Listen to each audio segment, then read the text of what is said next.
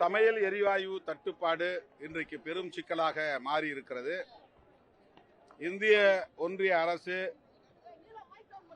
இது குறித்து கவனம் செலுத்த வேண்டும்.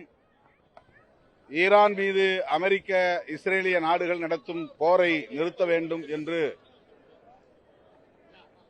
மோடி அரசு வலியுறுத்த வேண்டும் என கோரி இன்றைக்கு திமுக தலைமையிலான மதசார்பற்ற முற்போக்கு கூட்டணியின் சார்பில் பல்லாயிரக்கணக்கான இடங்களில் ஆர்ப்பாட்டங்கள் நடைபெறுகின்றன. சென்னையில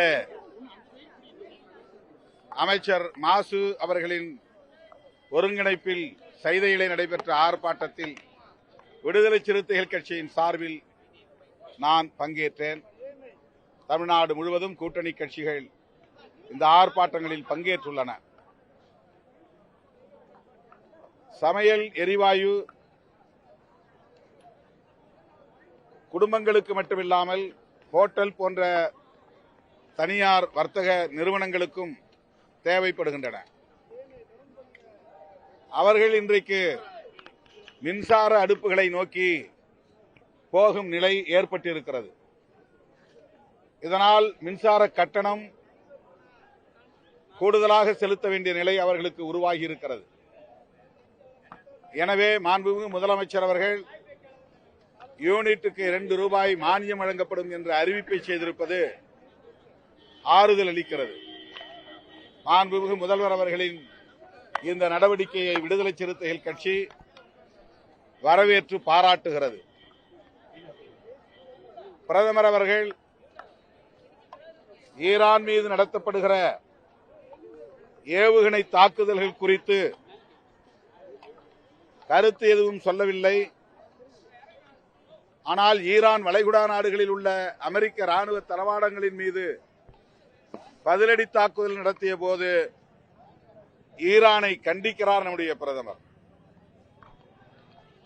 ஈரான் அதிபர் காமினியை படுகொலை செய்ததற்கோ ஈரான் மீது தொடர்ந்து அமெரிக்காவும் இஸ்ரேலும் ஏவுகணை தாக்குதல் நடத்துவதற்கோ கண்டனம் தெரிவிக்காத நம்முடைய பிரதமர் அந்த போரை நிறுத்த வேண்டும் என்று மக்கள் நலன் கருதி கோரிக்கை வைக்காத பிரதமர் அமெரிக்காவுக்கு பதிலடி தருகிற ஈரானை கண்டிக்கிறார் என்பது விந்தையாக இருக்கிறது. இந்த சூழலில்தான் பிரதமர் கையாளுகிற இந்த வெளியுறவு கொள்கை இந்திய தேசத்தின் பாதுகாப்புக்கு உகந்ததாக இல்லை, மக்கள் நலன்களுக்கு ஏற்புடையதாக இல்லை என்பதை சுட்டிக்காட்டவும் இந்திய ஒன்றிய அரசு உலகப்போர் மூளாத வகையில உடனடியாக அமெரிக்காவும் இஸ்ரேலும் ஈரான் மீது நடத்துகிற ஏவுகணை தாக்குதல்களை நிறுத்த வேண்டும் என்று வலியுறுத்தவும் இந்த ஆர்ப்பாட்டங்களின் ஊடாக நாம் கோரிக்கை வைத்துள்ளோம். இந்திய அரசு ஈரான் மீது நடத்தப்படுகிற ஏவுகணை தாக்குதல்களை நிறுத்த வேண்டும் என்று வலியுறுத்தி அமெரிக்காவுக்கும் இஸ்ரேலுக்கும் கோரிக்கை வைக்க வேண்டும். மக்களவையில் மாநிலங்களவையில் இது குறித்து விவாதிக்க அனுமதிக்க வேண்டும் என்று விடுதலை சிறுத்தைகள் கட்சியின் சார்பில் வலியுறுத்துகிறோம். இந்தியாவில் வேற எங்குமே இந்த பதட்ட நிலை கிடையாது. தமிழ்நாட்டில் மட்டும்தான் இந்த நிலைமையை பரப்பிட்டு இருக்காங்க. திமுக, காங்கிரஸ் உள்ளிட்ட எதிர்கட்சிகள் இதை பரப்புறாங்கன்னு அண்ணாமலை சொல்லியிருக்காரு. இந்தியா மட்டுமில்லை, உலக நாடுகள் முழுவதும் இந்த பதற்றம் இருக்கிறது. அப்படி என்றால் அவர் உலக நாடுகளை அல்லது இந்தியாவின் நிலைமையை அறிந்திருக்கவில்லை. ஈரான் மீது நடத்தப்படுகிற ஏவுகணை தாக்குதல்களால்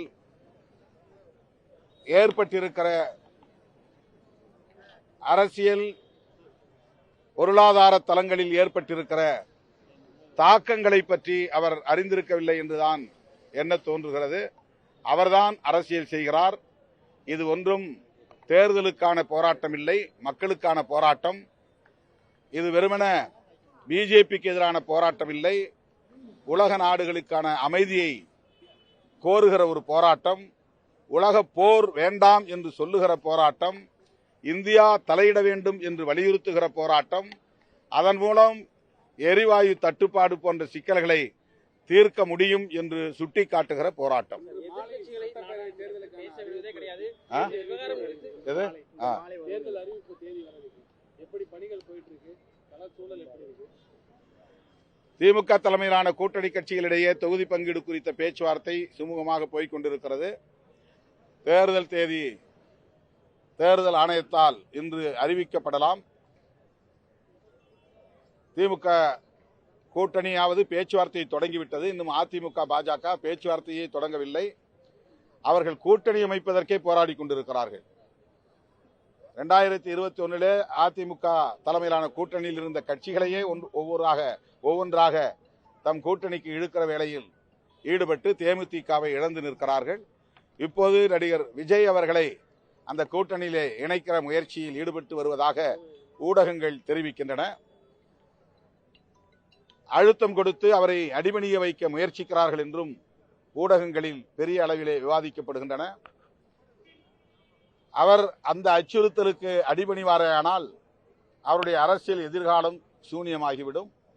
அது அவருக்கும் தெரியும். பிற மாநிலங்களில் பாஜக எப்படி சங் பரிவார்கள், பாஜக உள்ளிட்ட அனைவரும் எதிர்க்கட்சிகளை நயவஞ்சகமாக வளைத்து போடுவது அல்லது அவதூறு பரப்பி எதிர்ப்பது என்கிற உத்திகளை கையாளுகிறார்களோ அதே உத்திகளை தமிழ்நாட்டிலும் கையாள முயற்சிக்கிறார்கள். நண்பர் விஜய் அதற்கு இணங்க மாட்டார். தன்னுடைய எதிர்காலத்தை அவரே சூனியமாக்கிக் கொள்ள மாட்டார் என்று நான் நம்புகிறேன்.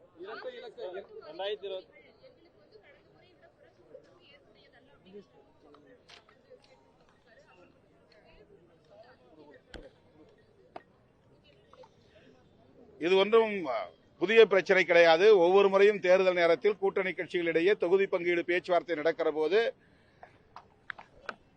மாறுபட்ட கருத்துக்கள், முரண்பட்ட கருத்துக்கள்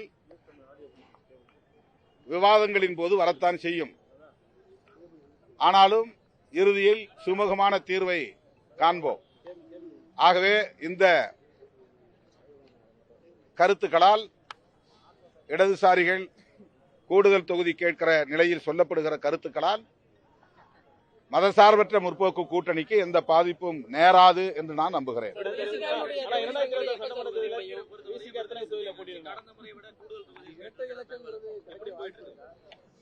அதுதான் தகவல். நீங்கள் சொன்னதுதான் தகவல். பேச்சுவார்த்தைக்கு பிறகு உறுதிப்படுத்தப்பட்ட தகவல் வெளிவரும். அது ஒவ்வொரு கட்சியா தானே கூப்பிடுறாங்க. ஒவ்வொரு கட்சியா பேசிட்டு இருக்கிறாங்க. ஒவ்வொரு கட்சியா அழைப்பாங்க. இல்ல, அது ஒரு தனிப்பட்ட சந்திப்பு. ஒரு நன்றி சொல்லுவதற்காக போயிருந்த சந்திப்பு. அந்த சந்திப்பில் தொகுதி பங்கீடு குறித்து, தேர்தல் குறித்து எதுவும் நாங்கள் பகிர்ந்து கொள்ளவில்லை. அதெல்லாம் 2 நாள்ல தெரிஞ்சிடும்.